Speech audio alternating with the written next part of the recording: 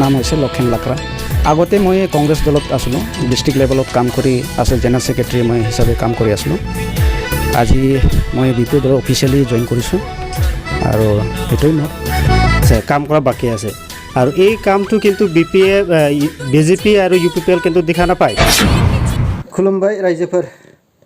आंनि गोदान भिडिअ' आंनि अननाय आरो मोजां मोननायखौ आङो रायजोफोरनिसिम सिगांग्रो जासिनाय थाबाय। माथो दारियाव गोलाव गोलाव थारसिरा मुस्लिम सिस्टेम जाजोबथारबाय। रायजोफोर, आं बेखौनो नोंथांमोननो फोरमायनो सानो, दा जोंना BPF आरो UPPL आरो BJP गासैबो आफादा सेपारेट जाजोबगोन, आलदा आलदा। दा बेनि गेजेरजोंनो माखासे BPFआबो मोनसे स्ट्रं सरकाराव गैयाबाबो पार्टी, दा बेजोंनो गसाइगावआव जालांनाय, दा BPFआव गोबां जाति जनगोष्ठीफ्रा BPFखौ नांफिनगौ होननानै BPFआव जयनिं जागासिनो दङ। लिडारा BPF लिडारा सासे सानैसो थांदों, नाथाय कर्मी मावग्राफ्रा एबा रायजो राजाफ्रा BPFआव लोब मानो फैबाय थागासिनो दङ। खारन मा? आं बे मेन टपिकआव थांनायनि सिगां आं नोंथांफोरनो गुसुं आपडेट होनो सानदों।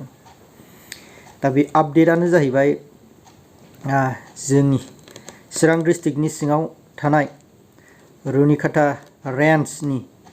PO शान्तिपुर जायगा सोरां बाजार एबा 1 नं खालबारि, बे सोरां बाजार दखान होननाय, बे सोरां बाजार दखानाव फरेस्टफ्रा मोनसे बेबायदिनो जे सिगांनि जे बियो 1 इयार्स जानानै थांबाय, बे सिगां बै जे 2 नं जे मोनसे सोरां बाजारनि साजों होखारनाय गिर्जा मोनसे बेबायदिनो सावलायनाय बेबायदि जानानै थाङोमोन। आरो बेयावबो सासे बुरिखौ बेबायदि दाफोनाजों बुग्लिलायनाय नै दाख्लैनि जे सानसे सिगां जानानै थांबाय। आं नोंथांमोननो भिडिअ'खौ होगोन, नोंथांमोना भिडिअ'खौ स्किप खालामाजासे फुरायैनो नायलांजोबबानो जाबाय, अब्ला बुजिगोन।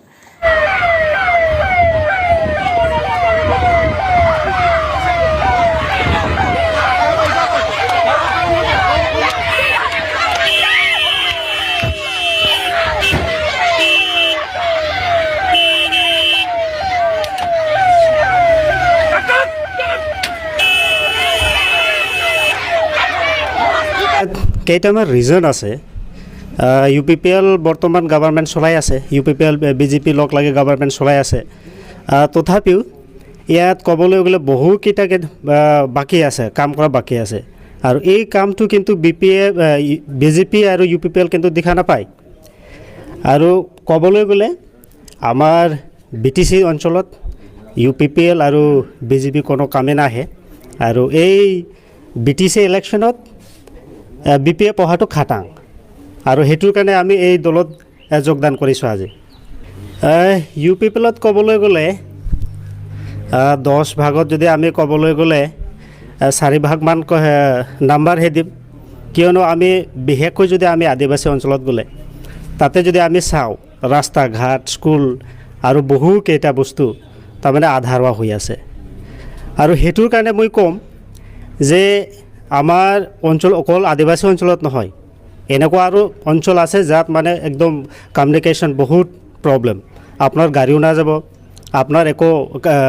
গাড়ী চাড়ী বাইক চাইকেলো যাব কাৰণে অলপ অসুবিধা। সেইটোৰ কাৰণে মানে BJP আৰু UPPL মানে কোনো কামত নাহে। জইনিং হোৱাটো এইটোৱে, আৰু আমি এটা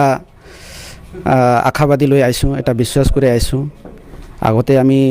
কংগ্ৰেছত ছিলোঁ, যিমানখিনি কৰিলোঁ তিমানখিনি আমি ৰিজাল্টটো আমি দেখা নোপোৱাৰ কাৰণে অলপ আনছেটিছফাইড। সেইকাৰণে আমি BPF দলত চাইছোঁ। আৰু আগত পৰাই এটা ভাল পোৱা এটা পাৰ্টি হয়, হাগ্ৰামা মহিলাৰ এইটো এটা ভাল লিডাৰ, এক্সপিৰিয়েঞ্চ লিডাৰ। সেইকাৰণে তাৰ লগত এদিন নহ'লে এদিন কাম কৰিম বুলি এনেকুৱা ভাবিছিলোঁ, কিন্তু অপৰচুনিটি পোৱা নাছিলোঁ। সেইটো কাৰণে আজি ভাল এটা অপৰচুনিটি পাইছোঁ, আৰু আমাৰ লগত ভাল এটা কেণ্ডিডেট উলিয়াম ছাৰে আছে তাক আশাবাদী এটা আছে ভৱিষ্যত এটা আমাৰ বিটিআৰত ইয়া আমাৰ কোকৰাঝাৰ আৰু আমাৰ জমদাৰ ব্লকত এটা ভাল এটা কাম হ'ব বুলি মই আশাবাদী তাৰ লগত মিলি এটা কাম কৰি যাম বুলি আশা ৰাখিছোঁ বহুতখিনি কাম আছে আজিকালি আমাৰ বিশেষকৈ গ'লে আমাৰ বিটিআৰ অঞ্চলত আৰু স্পেচিয়েলি আমাৰ ইয়াতে জমদাৰ ব্লকত আদিবাসী বহুতকেইটা পিছুৱাই গৈ আছে ইহঁতক এডুকেশ্যনেলি এটা মোটিভেশ্যন কৰিবলৈ এটা ভাল এটা ফাইনেন্সিয়েল পেকেজো লাগে আৰু ডেভেলপমেণ্ট অন্যান্য ক্ষেত্ৰত ৰাস্তা বাট আছে এডুকেশ্যন আছে চেল্ফ হেল্প গ্ৰুপ আছে আৰু বহুতখিনি এনেকুৱা মানে আগুৱাই লৈ যোৱা বস্তুকেইটা আছে সেইটো লৈ যাম বুলি এটা আশাবাদী কৰি আহিছোঁ আৰু আমি এটা লিডাৰ হৈ আহিলে এটা এদিন নহ'লে এদিন ভাল এটা কাম কৰি যাম বুলি আমি আশাবাদী কৰি এই BPF দলত আহি আমাক ইলেকশ্যনৰ লগত আলোচনা হৈছে এইটোৱেই আমি বক্তব্য ৰাখিছোঁ UPPL দলটো আমি আগতীয়াকৈ মই এটা মোৰ কাৰণে পাৰ্চনেলি আমাৰ ইণ্টাৰেষ্টেড দলটো নহয় আমি আগৰ পৰাই এইটো এটা চইচটো নহয় মোৰ কাৰণে যিমানখিনি যি কৰিছে যি কৰা নাই এইটো আমি ক'বলগীয়া নাযাওঁ কিন্তু আমি যিমানখিনি চাইছোঁ আগৰ যে চৰকাৰ আছে আমাৰ হাগ্ৰামা মহিলাৰী আগৰ কংগ্ৰেছৰ পৰা এটা এলায়েন্স কৰি আহিছে আৰু এটা ভাল এটা পেকেজ লৈ আমাৰ বিটিআৰ অঞ্চলত কাম কৰি আহিছে সেইটোৱে কামটো আজি দেখি পাই আছোঁ সেই নতুন চৰকাৰ এটা হয়তো UPPL চৰকাৰে আছে বহুতখিনি ইহঁতে প্ৰজেক্টটো আনিছে হ'ব পাৰে বহুতখিনি ইহঁতে প্ৰমিছটো কৰিছে হ'ব পাৰে কাম কৰিবলৈ কিন্তু আমি নতুনকৈ দেখিবলৈ পোৱা নাই যিখিনি কাম এতিয়া কৰি আছে আগে হাগ্ৰামা মহিলাৰী আৰু কংগ্ৰেছ চৰকাৰ একেলগত থকা সময়তে এটা এলায়েন্স থকা সময়তে ইহঁতে একটা প্ৰমিছ দিছিলে এটা পেকেজ দিছিলে আৰু যিখিনি অন্যান্য কাম এটা প্ৰজেক্ট আনিছিলে সেই কামটোই মানে এতিয়া ইহঁতে কৰি যাই আছে তো নতুনকৈ এটা বহা প্ৰজেক্ট আনা এটা একো বস্তু আমি দেখা নাপাওঁ আৰু লগতে যি প্ৰমিছ কৰিছে এইটো ফুলফিল এতিয়ালৈকে হোৱা নাই এতিয়া চৰকাৰটো অলমষ্ট শেষে হৈ আছে আৰু নতুন চৰকাৰ আহিবলগীয়া হৈ আছে কিন্তু এতিয়ালৈকে এইটো ভাল ৰিজাল্টটো আমি দেখা পোৱা নাই এইটো কাৰণে মোৰ ইণ্টাৰেষ্টেড নাই ইহঁতৰ লগত আৰু আমি আশাবাদী এদিন নহ'লে এদিন আমাৰ BPF দল উঠি যাব আৰু আগতীয়াকৈ কেনেকুৱা কাম কৰি আহিছে আমাৰ হাগ্ৰামা মহিলাৰী এনেকৈ কাম কৰি যাব বুলি আমি আশাবাদী কৰি আছোঁ লীলা বিচাৰা আগত তো মই ট্ৰেক্টৰৰ দলত আছিল UPPL তাৰ সেইপৰা থাকে মই ইয়াতে আহিছে BJPৰ থাকিয়া ইয়াতে আৰু BPF লগত আহিছে আৰু ইয়াতে মই যোগদান কৰিলোঁ আৰু ইয়াতে থাকিম নহয় কোনেও মাতা নাই মই সদায় আহিছোঁ আৰু কি সেইকাৰণে মই BPF ভাল পাইছে সেইকাৰণে আহিছোঁ जोंना फरेस्ट गार्ड बिसोरनि मावनायाबो मोजां जादों मावा बेबायदि गावनि डिउटिखौ मावखानांगोन एक्चुअलि नैबेसो जोंनि साननांगौ मेन टपिकआ दा जोंनि बर' हाबनाय जायगायाव एक्चुअलि बर'खौल' इभिक्सन खालामनो गासैखौबो इभिक्सन खालामनाया बर'नि सायावल' मानो मेगन नोजोर गोलैयो बर'नि सायावल' मोनसे इभिक्सन मानो नटिस होयो आदिबासिफोर दङ बबेबा जायगायाव नेपालिफोर दङ दा आदिबासिफ्रा लोब हादान हाबगासिनो दङ हादान हाबै जे हाग्रा सिफायगासिनो दङ बिसोर हादान सिफायनाय नङा नामा बर'आल' हादान सिफायो नामा बे मोनसे सोंथि जानानै थाबाय रायजोफोर दा जोंनि मेना नैबे जोंनि आखाइ गोनाङा आखाइयासो होनानै सोरखौबा MC सोरखौबा MLA सोरखौबा मन्त्रि सोरखौबा EM GM बानायनो सोर बानायो रायजोफ्रानो बानायोना अब्ला जों भट होनानै जे देरहाहोनाया जोङो रायजो राजाफ्रा BTCनि समस्त बर' रायजो राजाफ्रा जोङो हादान होखारजानो थाखायसो बे आखाइखौ जोङो बिसोरनो थुना होनानै जोङो देरहाहोयो नामा मेना बेनो जाहैबाय दा जोंनि बर' जायगाखौल' बर'नि हादान थानायफोरखौल' जे होखारनानै बै दस्रा गुबुन जाथिफ्रा आदिबासिफ्रा थानो मोन्थाय मोननांगौ बेयो मोनसे कुइसन जानानै थाबाय आदिबासिफ्राबोथ' दंना गोबां हादान हाबनाय दं जुदि बिसोरखौ होयोबा बर' जाथिजों दावहा नांगोन दानो बर'जों गावलायगोन दानलायगोन सुलायगोन बेखौ बेबायदि साननानै जोंनि माखासे EMफ्रा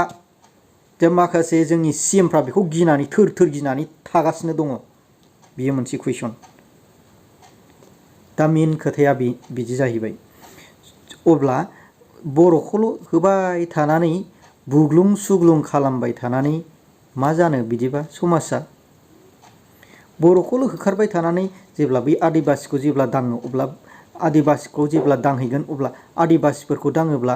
आदिबासिफ्रा जोङो बर'जों दावहा नांगोन होननानै बियो गियो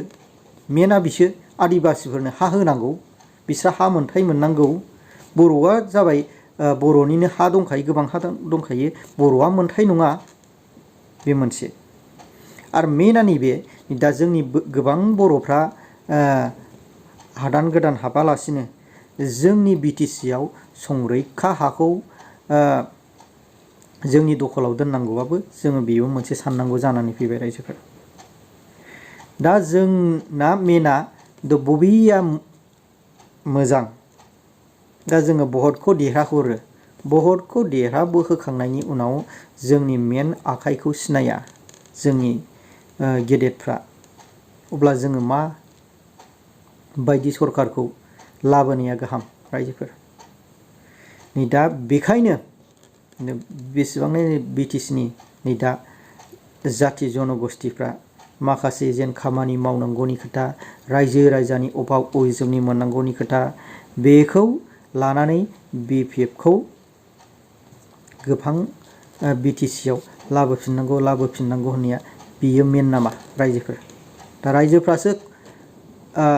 एन्सारखौ फिननायखौ रायजोफ्रासो होसिगोन नेक्स्ट BTC इलेक्सनाव दा सोरनि थाखाय लाब दा सोरनि थाखाय लस ना रायजोफोर नोंथांमोनहा बे भिडिअनि सायाव फोरमायहरनो हागोन।